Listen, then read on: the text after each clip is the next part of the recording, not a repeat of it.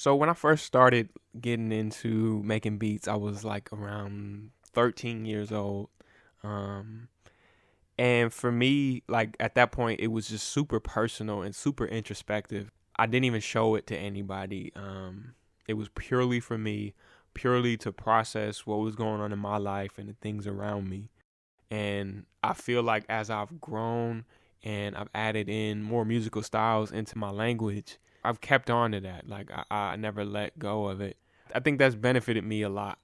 It's still so personal, it's still so introspective for me, and it's still my way of like processing the world. And I don't know if I would have gotten that if I started with learned concert music. Do you know what I mean? There's a lot more of a barrier to entry and a lot more like formal training regimen in place. Whereas with making beats or rap, it's like you make your own way. You know what I mean? That outsider art type of thing.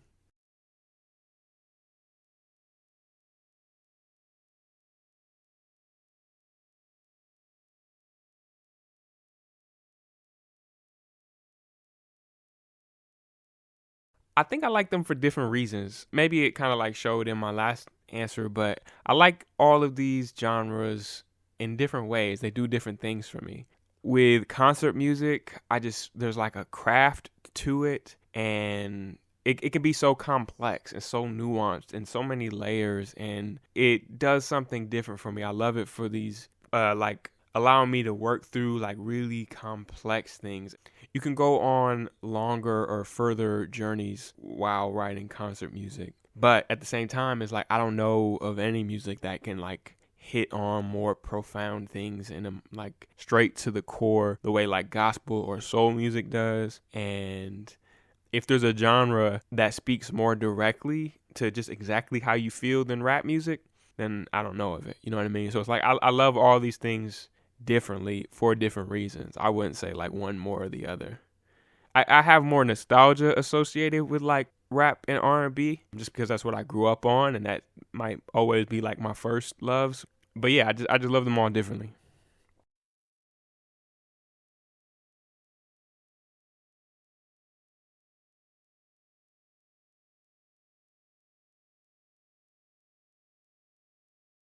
First off, thank you. I mean that's I really appreciate that.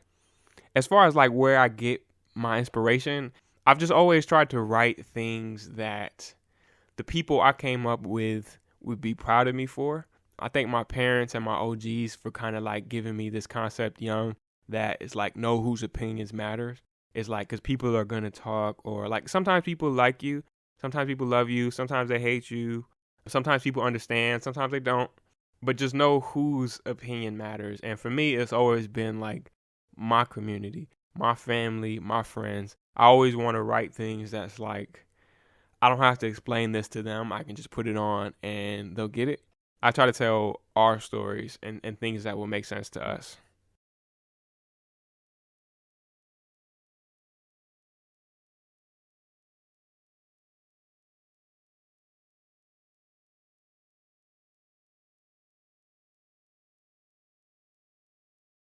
So there's two parts to that. There's our music and our time. And for our music, it's like I was kind of talking about with the community in the last question. It's like I want to be as authentic to us as I can. And I don't want to have to water that down.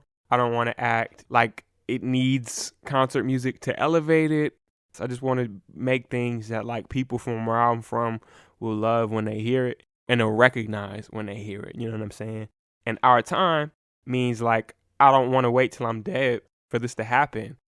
It's like right now we're seeing a surge in the performances of black composers of the past who have passed away. And I'm super happy about that. Like ecstatic to see these performances happening. And I pray that they keep going and like even more.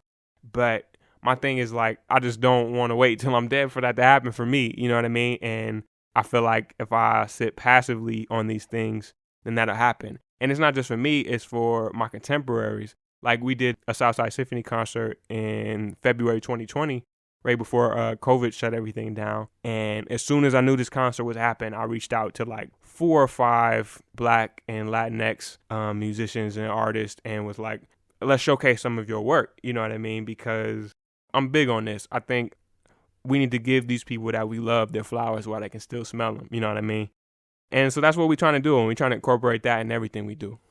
I think that people need to be committed to telling their stories, because when you don't, there's like two things that could really happen.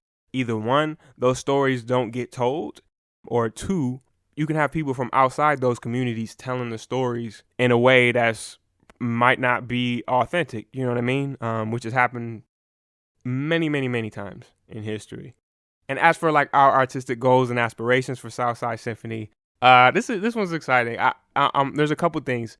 The one big one is that like everybody, when this pandemic is over, I really want to get back to doing concerts. We had so much fun. We did like what we call a kickback concert back in February 2020, and it was like we try to keep this like familial vibe, and like how do we scale this up to include, hundreds of people. And I think we were really successful with that. How I describe it is like, I want you to feel like you're just kind of hanging out at like a family get together. And then at some point in time, your Uncle Marcus hops up some keys and start playing. Your cousin hops up, picks up the violin and starts, and then your auntie gets up there and she sings one of her favorite songs type of thing. You know what I mean? It just feels like a family.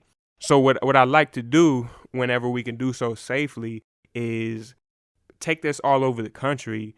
Because I'm so big on community, I'm really big on community partnerships. So I would love to partner with organizations and ensembles and event spaces all across the country and kind of have like a South Side Symphony kickback tour. You know what I mean? Where we go all around and we hang out in these communities for a few days, culminating, maybe there's like some education part to it. And then it culminates in like this kickback concert where we all have this exchange of music and love and vibes. So yeah, that's one of my goals whenever we can get back to doing so safely. And secondly, but also very important to me, is I'm working on starting like an education side of Southside Symphony, because I think that's important when you're talking about these cultures. People need to be able to be the storytellers for their culture and their techniques and for preserving all of these things. Like I said, because what happens is either A, these things don't get preserved, these stories don't get told, or B, people outside of the cultures do it, and it might not be exactly right.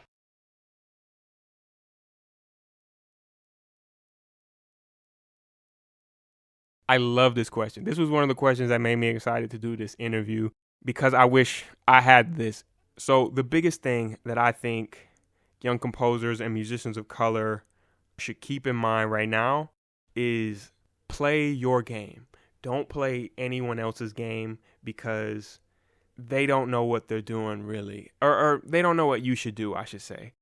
For example, if say you're a musician, you're a composer in going through academia, is like they will try to encourage you to write in a specific style or a certain way, or they'll tell you that you need to like focus on XYZ, and they'll keep you so busy.